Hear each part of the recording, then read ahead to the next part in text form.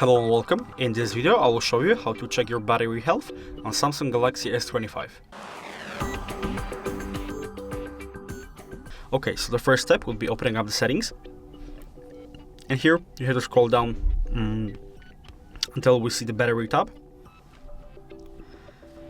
And if we go down a little bit, we'll be able to find the battery information.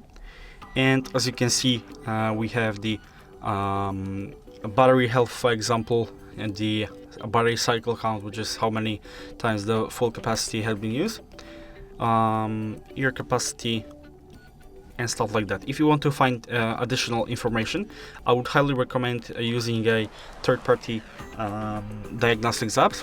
For example, I am using the GCPU app, which I found out about recently, and it's really helping me. And as you can see, we have the battery tab here, and if you press it, there are some ads here.